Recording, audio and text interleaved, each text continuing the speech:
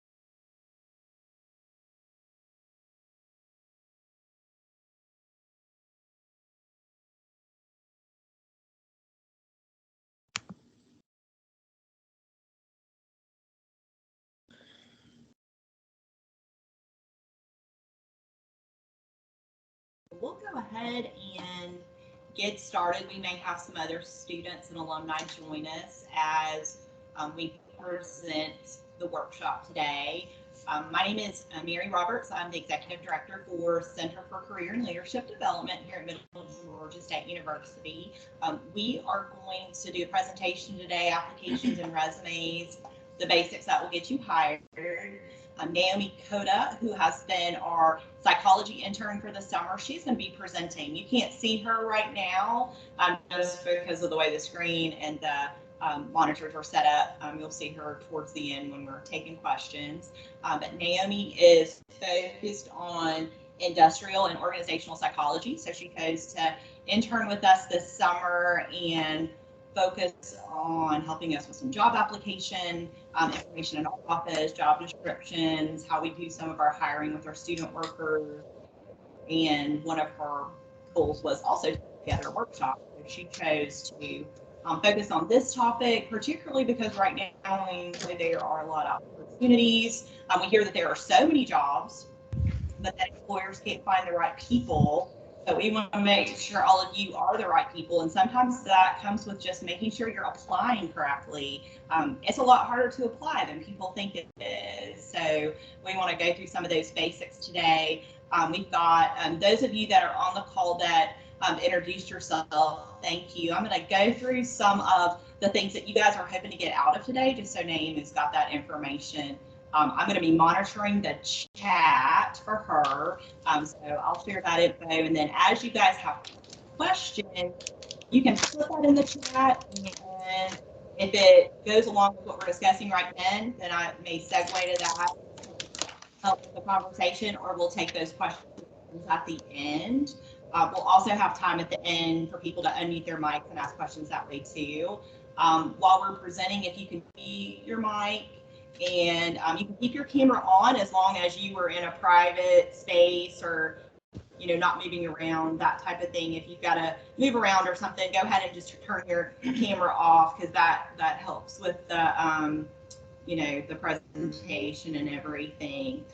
So we've got a few different individuals with us today. We have an alum, Pamela, who is a business management alum from December 2022, and also wanting to just get that information about resume and job applications to help with her search. So sounds like we're on target with some of the things we want to do today. For her, Angel, interdisciplinary studies major, getting ready for future applications. And then we have Rachel, business administration major, wanting to get a refresher on application. So I think you guys are definitely going to get those things today. I'm going to go ahead and turn it over to Naomi, and we will get started. All right, good morning. I hope everybody's doing good this morning. So we'll go ahead and get started. Applications and resumes. Today we're going to be talking about more of the basics that you might forget when you're filling out your application, or you might just not know about. So we'll go through all that. Job applications. I think everybody intuitively already knows generally what an application is. It's an official form that employers require individuals seeking jobs to fill out. They do this to learn more about their work history, their education, more about how to identify that person when setting up interviews, that kind of thing. It is the first step in the hiring process. It is your first chance to give a good impression to potential employers. So it's important to put in a good application because, like the slide says, this is your first chance to impress and influence your potential employer. There are different kinds of applications, paper versus online. Paper you don't really see much of anymore, although there are some more rural areas that still handle a lot of paper applications more. So mostly what you'll be dealing with are online applications. These can be found through company websites or on third-party job search websites like Indeed.com. With online applications, you will usually set up a username and password. This is so that you can, if you need to leave the application temporarily, you can come back and not have to start completely over. And some job websites will allow you to come back and look for updates on your application's status. Okay, so before filling out your application, you need to determine if you meet the criteria for the position you are applying for. The closer the matches between your preferences, your knowledge and skills, and the position you're applying for, the more likely you will have a positive experience in the hiring process, as well as higher satisfaction if hired. Do your skills and abilities match the job qualifications? Like I said, find positions that you are most qualified for. You will have higher chances of getting called in for an interview and potentially getting that job. It's also best for you to have your resume completed and with you when you're filling out your job applications. There are resources here at the Center for Career and Leadership Development that you can utilize to help build your resumes. We will talk a little bit about resumes. It's very common for applications and resumes to mirror each other. They have a lot of the same information, but it is still important to fill in everything that is asked of you on your application. Do not write "see resume" on an application. Have a copy, like I said, of your resume on hand while filling out your application. Be sure that all employment dates, phone numbers, addresses are accurate. Employers will often ask for resumes to be submitted after your application submission. This can be via online attachment with your application, or they'll have you submit it through email or LinkedIn. It just depends on the company. All right, so one thing to note about resumes, more recently, over the past few years, applicant tracking systems have become much more common. They are used by companies to collect, sort, and store data from applicant resumes to narrow their applicant pools. Algorithms used in these tracking systems determine whether your applications are ever seen by an actual hiring manager. And they're also programmed to identify candidates that most closely meet the requirements from job descriptions. It's important to have your resume set up with tracking systems in mind. Certain formats of resumes can't be read easily with ATSs, so they're also much more common. So 99% of Fortune 500 companies use ATSs, and many more companies are starting to use them as well. Recruiters don't or won't necessarily look at your resume as soon as you submit it, but they'll look at the information that has been processed through an ATS. So even top candidates can slip through the cracks if their resumes are not set up appropriately with the right keywords. There are several different versions of ATSs, but generally they all work in a similar way. Writing a well thought out resume is very important for this. You need to structure your resume very simply so these systems can read it, all the information that you put on there well. Using graphs, columns, pictures, graphics will affect how an ATS reads your resume, so it's best to avoid using them when possible. Tailoring your resume for job descriptions of each job that you apply for is very important because ATSs will track keywords and key phrases that are used in job descriptions and job postings. Tailoring your resume, of course, can be tedious and frustrating, but doing this will give you the best chances at being seen for an interview. You can find a lot more information about ATSs on jobscan.com, which will be linked at the end of this presentation. All right, so some general tips for applications. Follow instructions and be diligent while you're filling it out. This sends a message to your employer that you'll be diligent in your work as an employee. For paper forms, write clearly and use blue or black ink. Read and reread your application form before and after you have filled it out. This will ensure that you have filled everything out accurately. Watch for spelling and grammar mistakes. Be sure to answer every question asked of you. Some may have options to select things like does not apply, so you can select that if it does not apply to you, and answer questions as thoroughly as you can. Every application is different. Some are longer than others, but it's good to allocate a few hours to complete each application. This will also give you time to tailor your resume at the same time to the position's descriptions. Okay, so on your application, personal information is usually asked for first. This includes things like name, email, phone number, and your location. Make sure to list a phone number and email address that is most current for you and that you frequently use. Your email is probably going to be one of the primary communications for updates about your application, so it's important to frequently check that email, and also have your voicemail set up so in case they call and you miss the call, you know, they can leave you a voicemail and then you can follow up with them later on. Okay, next on applications is your education history. When you're filling out your education history, start with your highest level that you have obtained. This one goes kind of backwards, my example at the bottom, but usually you would want to list your most recent schooling or your highest degree that you have received, and then follow up with any other degrees. Licenses and certifications are typically listed in separate sections. Your employment history, list, if possible, 3 current or past employers. You'll need information from that company, like the company name, company phone number, address, your supervisor's name, and dates of employment.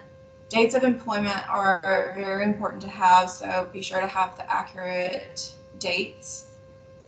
You'll want to list your employers from most recent to least.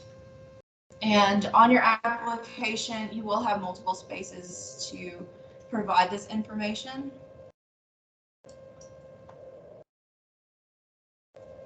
All right, and then for your references section, it is typically best to have at least 3 strong preferences to list on your job applications if possible. Sometimes it's best to have a few more than just 3 references. That way, if you're applying for more than just a few positions, your references won't be bombarded with calls, you know, all the time. So we'll have to be respectful of their time as well. So, but generally 3 strong references will do. Choose people who can attest to your skills and capabilities and work ethic. Professional references can include former supervisors, managers, professors, mentors, and directors. It is best not to include family or personal friends or anyone who does not know you well. Make sure that you have their permission before you use them as a reference. This also helps them be aware that their name is being used as a reference and they can expect, the calls. Information you will need will include their name, job title, phone number, and email address. And then, of course, make sure all of their information is correct before submitting your application. Every application is different. Some will ask you for more information, others will not. Some information can include things like whether or not you've applied to positions with the company already, or if you've already held positions within the company. Some applications will go ahead and ask you for your desired salary. If this is asked, it may be necessary for you to do a little bit more research based on your skills and the market value of that job. They may also ask you if you have ever worked under any different names. Lastly, for applications are personality assessments. These are tools to screen out job applicants used to determine applicants' cultural fit for the company, their ability to work as a team, how they think and behave, what their communication preferences are, what motivates them. These are usually taken directly after an initial application is submitted online. The most common form for questions on a personality assessment is a Likert scale, where you will specify your level of agreement with a given statement. Most people have seen these before. If you've ever left a evaluation for a professor here at MGA, you've done something similar to this. These are also called caliper personality profiles. And there are other types of personality assessments, but this is the most common one that you will see for online applications. Okay, so before you actually start your personality assessment, you will be asked tax credit questions. These are questions about your military involvement or any government benefits that you may have received. It's best to select no if you are unsure. These questions will not affect your application or whether or not you'll be hired or promoted later on. These are simply for the company's benefit. They use this information for government funding or grants, things like that for themselves. Your personality assessment can be lengthy, but it shouldn't take more than 30 to 40 minutes to complete. I think I read that they're roughly 58-ish questions long, so it's not terribly long. Similar questions will be asked multiple times in different ways, and these questions are given to you at random. These questions are related to leadership, work ethic, performance, your soft skills, and your answers will represent your work standards, problem-solving capabilities, conflict resolution, and professionalism. After you have submitted your application, check your emails frequently, keep your phone lines available for calls regarding your application and setting up potential interviewing opportunities. Have your voicemail set up and available to receive messages. Make sure that your inbox is not full so you can receive those messages. Follow up with the company after submitting your application. It's more common nowadays for companies to request that you wait for them to contact you first. This is because there has been such a large influx in applications, and it's easier for them to contact you than for them to have 100 applicants contacting them all at once. If it's specified, wait for them to call you first. All right, and here is your link for JobScan if you'd like to learn more about ATS systems. And that concludes my presentation. Well, thank you, Naomi. So we're going to now take questions from our attendees today. we can also, talk a little bit more about. I've got some questions. Okay. We'll talk about that. But one thing we want to point out, our last slide, is just how to reach out to our center and get more individualized assistance, because we know everybody has their own questions, concerns, things they need to talk to someone specifically about in terms of their job search or figuring out what they want to do. We can do that all within our department. We can meet with people virtually or in person. And so we've got our contact info up there. Through Handshake, you can actually make an appointment with a career advisor. So if you go to Handshake, which is how y'all signed up for the workshop, so you all clearly know how to use Handshake. So you've got your accounts. There's a section that says Career Center. You'll go to the Career Center section of Handshake and you'll see a link to appointments. And that's how you can schedule. Make sure you choose virtual if that's what you need when you set that up. And then before your appointment, we'll send you a link to Teams so that we can meet that way.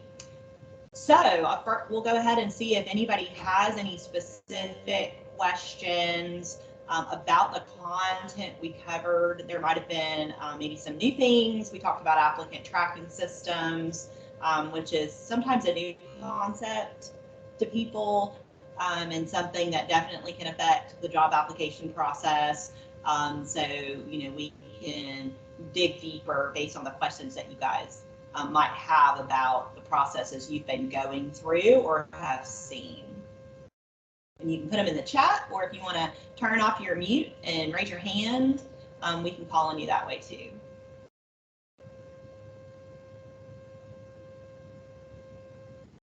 Looks like Rachel's got a question. Always. So my question is, for the ATS system, is it good to have like a quantification of the your numbers or whatever when you're doing a resume? Is it good to have that on there? So do you mean like having quantifiable information on your resume? Is that what you're referring to? Right. Like number of people you supervised, things like that? Right. Okay. I think more along the lines of what Dr. Roberts encourages on resumes are like your actions that you've done. When you're applying, be sure to look at the company's job description and use key words and phrases directly from the job description. That'll give you the best chances at matching with it. If employers don't always look directly at your resume, so those numbers might be missed. But you could still include some numbers, but just be sure to include those keywords and phrases from your job descriptions. Yeah, it's almost like you've got to think about both, that the computer is looking at it potentially first and what's going to get it to the person. And so it's not a one or the other, it's but so the numbers would be helpful with that person looking at it. Right. But like Naomi said, if they're probably not going to say, I need you to have supervised 7 people. But it might have something in there about years of experience. Right. Like maybe 5 or more, something like that. So you may, in your summary, have something about that. So again, look at that job description. And that's where it gets tedious. Yeah. I've got to change my resume every time I apply for a job. Yes. And we didn't talk about cover letters, but it's the same idea that if they have asked for a cover letter or you're sending one, maybe you're applying, because sometimes we still apply to jobs. We send an email to somebody with our documents and a person's looking at it. And when you do that, you need to send a letter because you need to communicate why you're applying, and it's another opportunity to sell yourself.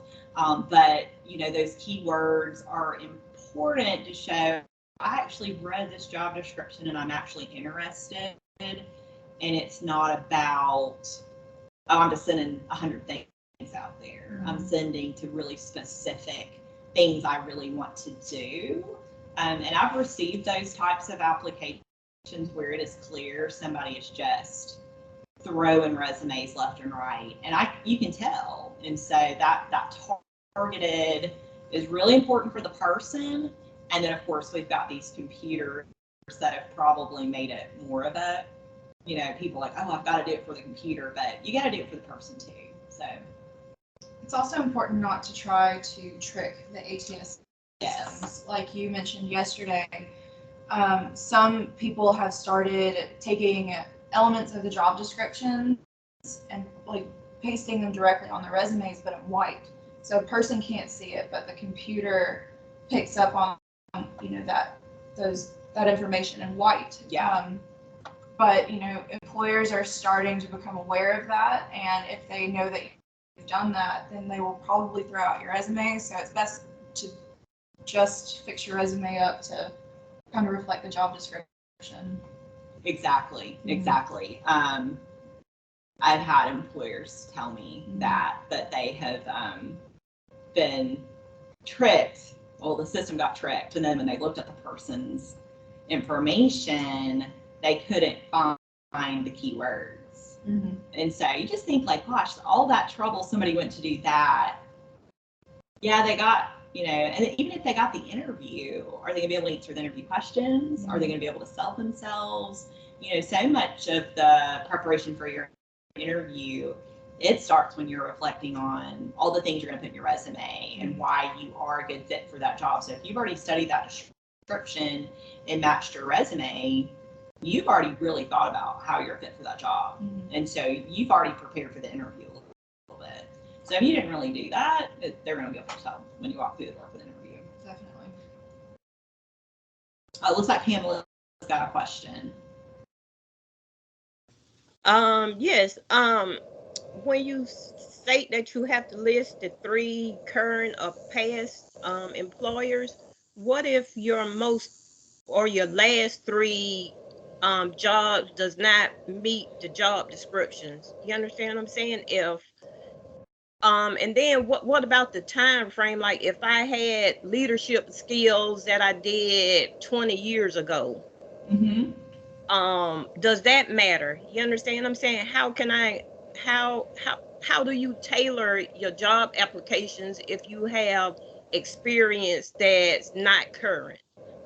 Or if it's not your most recent and job or last employer. Right. Well, I think you've got your application, you've got your resume. So those are 2 different things. So I know, and like you said, applications are often they're different. So you probably, I don't know, Naomi, if you've seen some, like they kind of want everything you've ever done. Yeah. There are some applications like that. There are some where they will just say, we want your last 3. So think about your application as a different beast than your resume. Think about your resume as targeted, and you get to pick and choose what you put on there, and your application follow the instruction. So that's a piece of that answer. And then with the years of experience that you bring, that's where you have to sit down and go, okay, what is the most relevant to this job? And even if it's not exactly in the field, or maybe it's a little different, that's where you're pulling those transferable skills that you figure out, okay, how do I write that so I'm just not listing job duties, I'm talking about the skill I have. And there's not a magic answer of, oh, you go back this many years on your resume. It's really about what's relevant. Because a lot of times once people, I've been working over 20 years, there's things I don't put on my resume anymore. But if I suddenly applied for a job that needed something from way back, then maybe suddenly it would be on my resume. But if I was applying to, federal jobs are one where they want to go back, and even if you don't put everything, they're going to find you anyway, because they will do very extensive background checks. That's an example of when you might put everyone. But I know when I applied here, they had a very put your last 3 or put your last 2. And so that's what I did. So you just follow the instructions on the application, and then for the resume be focused. Does that answer that question? I know you had kind of 2 parts to it. Yeah, it kind of sort of, because I can just speak from my own experience that I have leadership skills. I'm not ashamed to say that I'm 53, and now that I'm applying for jobs, my three most recent job does not, I didn't have leadership skills. I was not in leadership positions. Okay. But most applications that I'm applying for, they require leadership skills or supervisory skills, but I haven't had it in like maybe 10 or 15 years. So that's the problem that I'm running into, because my last three jobs were not in leadership positions. Okay. Did you have opportunities in those roles to, I guess, with your responsibilities, did you ever have to kind of work as a team and take a situational leadership role in the moment with your team? No. Okay. Okay. Yeah. Because because that's when we talk about transferable skills. Sometimes, like, you might have an entry level position or a position that doesn't have the leadership title, but maybe there is something that you had to do sometimes in place of the supervisor. Maybe you had to step in for them, even if it's once or twice. Those are things you can refer to. But I think even in the resume, there are ways to format it so that you are. There are different kinds of resumes. Like, we didn't even talk about all the different kinds. Like, there's the functional resume where you focus it on skills, and that's something individually we can help someone with. Okay. Where you take your top 3 or 4 skills that you see in a job description, and you create your bullet points based on those things, and then at the bottom you have a work history, and they can see where everything kind of pulls from. But and you can still, with that, your keywords are going to be there, but when they look at it, they will see that functional format. Pamela, one question, I guess, when you've been applying for jobs, has it mostly been where it's online applications where you get the sense they might be using an ATS system, or have you been emailing them directly to people, or has it been a mix of those things? It's been a mix. And see, one of the problems that I'm running into is that my application and my resume does not match. Because if they're asking for my last 3 current employers, but then when I'm listing all my transferable skills on my resume, I'm not sure if that's working against me. Because on my applications, I don't have the necessary skills that I'm putting on my application. Okay. You understand what I'm saying? Yeah, I think it probably, do you think it may depend too on the company you're applying for, and everybody's going to look at those things differently. I know a lot of companies, they're going to focus on your resume when they're trying to decide to interview. Yeah, definitely. It depends on what the position is and the company itself. Yeah. What they're looking for. Right. And then the application is used often for those background checks, verifying where you've worked is where you're saying you worked is where you've worked. And I think everybody's situation is different. So, it may be us looking at your resume, looking at some of the places you've applied, because I think if you've got the keywords, if you're using that, if you've applied to, especially if it's a big company, I mean, it was like 98% of all the Fortune 500s use ATSs. And so I'd say with the Fortune 1000s, which is a lot of companies, it's probably similar.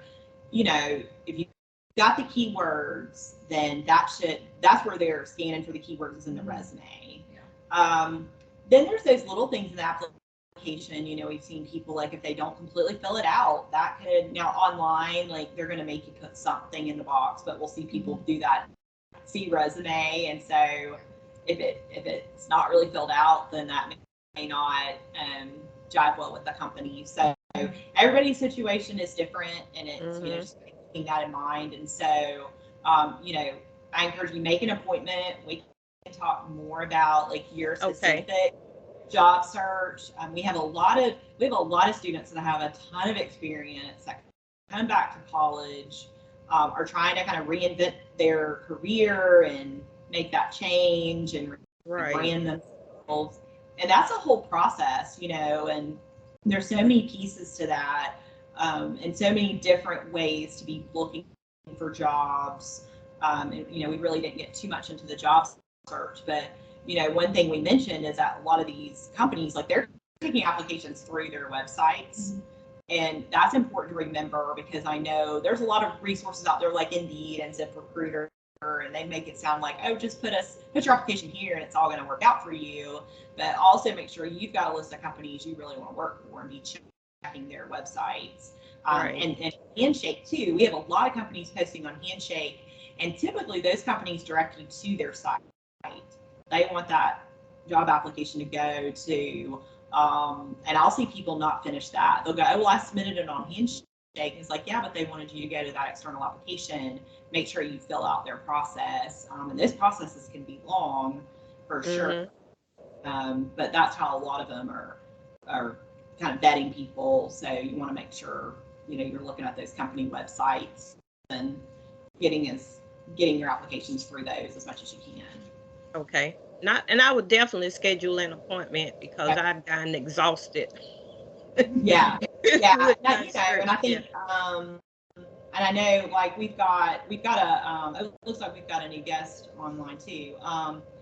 But yeah, just know that we're here as a resource, and and if you haven't started your job search yet, start using those resources early, because that way you're going to be working along that pathway and having kind of your plan already in place, so that you're not feeling like, oh, I'm going to go back to career services when it doesn't work. Like, we can also help you in the beginning so that you feel like you're on the right path.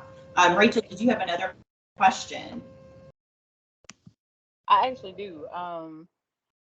Just in reference to Miss Pamela as well. I actually been working with career services for the last about a year now. Really closely as far as working with my resume, trying to, pinpoint it to, so good resource, very good resource. They help you out on getting your resume to look exactly what it needs to look like for different job titles.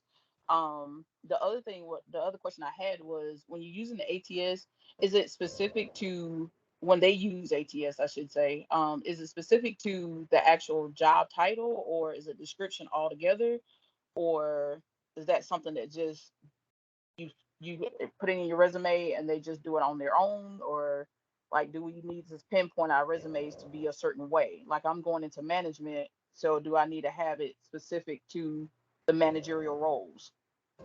Yes, and also tailored Like the towards keywords. towards the company's description and posting of what they're looking Right. for, because every company is different and every company looks for different things. So it's really best to tailor it towards each application that you're putting in and each description. Gotcha. Okay. Mm-hmm. And we mentioned the JobScan website. Mm-hmm. They have a free resource where you can actually take your resume and paste it, and a job description you found, and paste it, and it will compare where you are. So I have done that without trying to fix my resume or anything. I found like a vice president of student affairs job, and then I put my resume. And even though I have the degree and the experience that kind of fits, my resume only matched 24%. Wow. So, okay. So it's very important to use the keywords that they're using in their descriptions. Right. That's exactly what they'll be looking for. And even again, and I probably, with those kind of positions, they probably don't go through an ATS system, but people, and I've been on those committees looking for a VP, and people are reading those things word by word.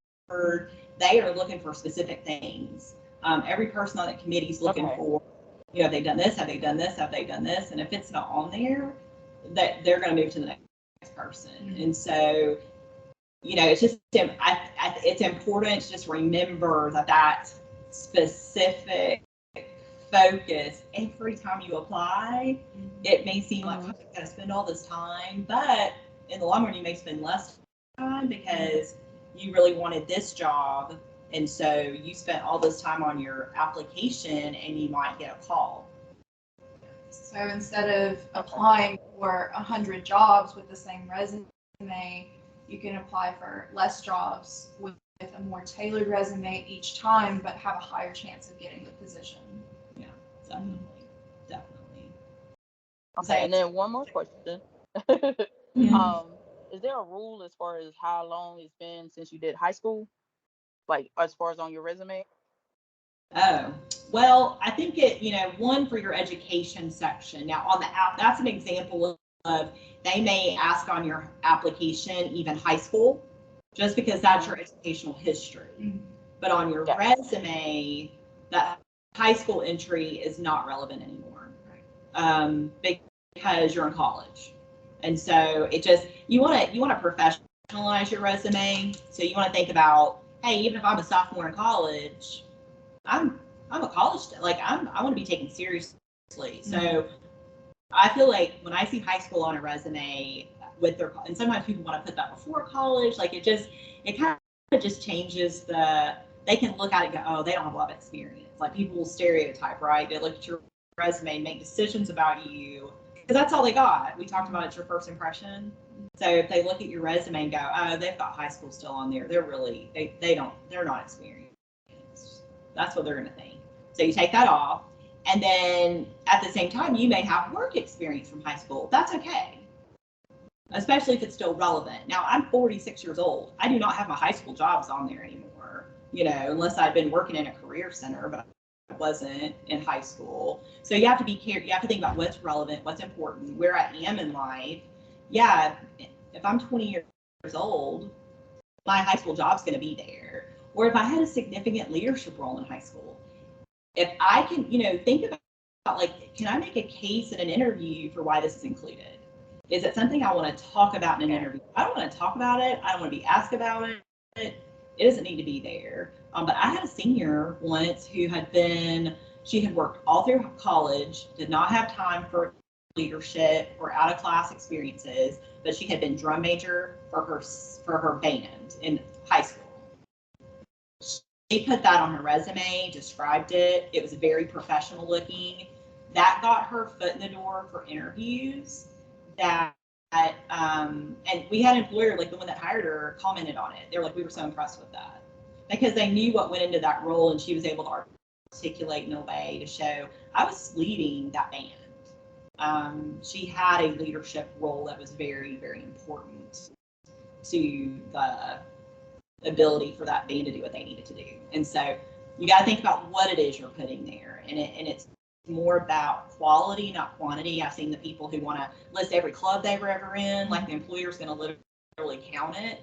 No, like if you don't have anything significant, I would rather you be in one thing that you really contributed to and went to and was a leader in than 50 things that you didn't show up to. Because nothing's more awkward when they go, well, what was this club about? Oh, I never went to a meeting. I never did anything. Or if it was a job, you didn't stay out long and you quit. Or, think about the things you want to talk about. Put that on your resume. Okay, that makes sense. Yeah. Pamela, did you have another question? I saw your hands up. I didn't know if maybe you didn't take it down. No. Okay. Let's see. I see we've had a new guest show up. I didn't know if you, Stephanie, if you had any questions. I wasn't sure when you joined us. You might, and we are recording the session today, so we can send that out to y'all after we upload it to YouTube later today. Let's see, Stephanie's typing a question. Oh, that's okay. No problem. Stephanie's such a star. She's late.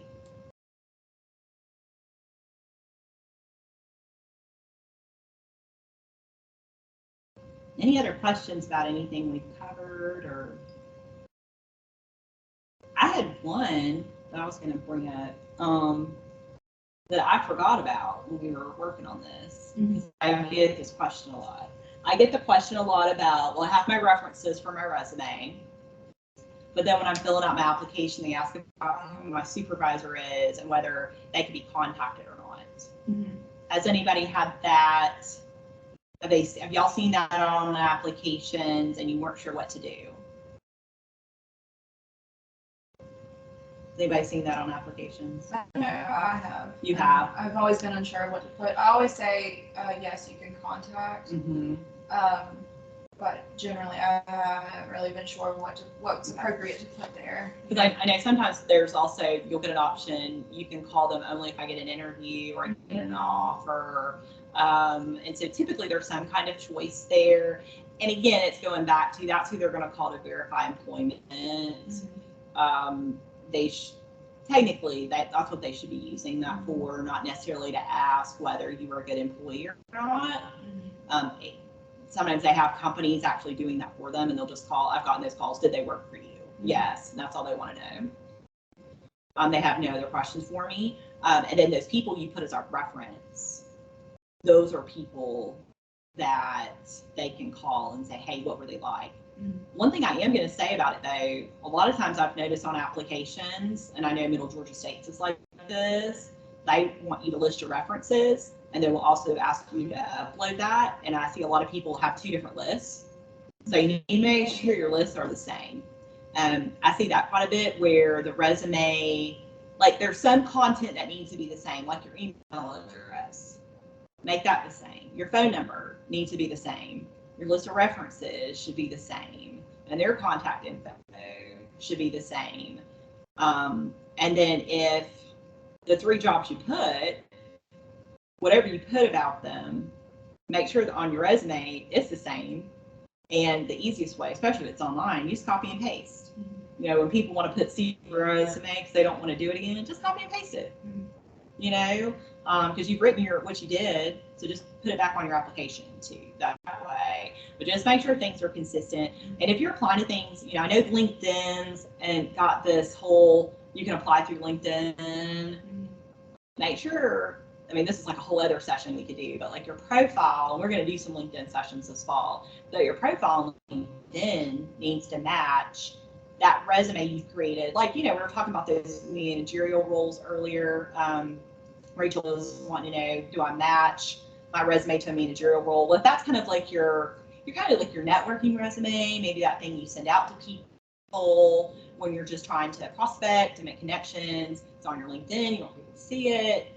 That should be matching keywords in that field, and then your LinkedIn should match that. So if you are applying to jobs through LinkedIn, when they look at your profile, they see that you're serious. And then you also have employers that are looking for people that way, and those keywords will pop up. So, but like I said, that's a whole other topic. If you're gonna do like a networking resume for your general field, you can also use ONET to find really specific job descriptions for, you know, that general field, and use those keywords. Exactly. Yeah, Naomi's used ONET with building hers. And yeah, because if you've used ONET Online is just it's a government website. It's connected to Department of Labor, and it is a great resource. If you just search for ONET Online, I'm just putting it in the chat, you can find any job title, and really it'll go into lots of detail about what that job is, what the technology is, what the skills are, what the training's required. It's a great resource. It really is. You know, and a lot of times we talk about career exploration like it's only for freshmen, but actually, you know, it's one of those things like you don't stop doing. And when you start applying to jobs, you really need to revisit it, and it might make more sense and be more meaningful to you at that point. I've had seniors. This is what the job that I keep talking about I want. Like I actually read what I'd actually be doing, and it makes a big difference to them. And then they're able to, like Naomi said, like, hey, use those phrases in your resume, and then you've got a great networking resume to use. And then the desired salary question that you have when you put that on your application. Yeah, that one's a tough one for me too, because I've been asked that a few times on my applications. Generally, the jobs I've applied for in the past have been retail positions, so I know roughly like what the pay range is. But for a more professional position, you probably need to do more research into what, depending on your skill level, what what the company can afford for that position, maybe if you're getting into the interview process, but seeing what the market value is and then using that to, answer that question. Right. And there's a lot of different resources for salary research. Right. So ONET has some. It does. And I believe now you can even, I think it's ONET, not Occupational Outlook Handbook. They both have some salary info. You can put a little bit more info to look at your region and not just the nation. Salary.com is another one. Sometimes, if the company's really just if they've listed the salary or range, you want to look at that. And if you go above that, they may decide they don't even want to talk to you. And then, some applications, they want to know what you made at your last jobs. And so sometimes they'll look at that and determine, oh, wow, they would be making a lot more here. This probably would be worth talking to them. But if you're applying for something where you're making less, maybe that's the type of thing too. You address in a cover letter, that I understand that this would be a pay cut, but I want this job because, if that's a concern you have. But I think a lot of people just need to do their research, because sometimes what happens, they have decided in their mind what the position makes, and it's not accurate. Right. We see that a lot with people wanting to go into higher ed. They imagine that we make a lot of money, and it's not true. It's kind of a myth out there, oh, they were in college, they must make a lot of money, and it's not true. So you want to do some research on your field, and we can help you with that as well. We'll have some workshops this fall on salary negotiation. We're doing a mix. We'll have some virtual things this fall, but a lot of in-person things too. So we'll have that calendar up on Handshake by the time classes start. So you'll see that in a few weeks on Handshake and then on social media. Do we have any other questions before we wrap up?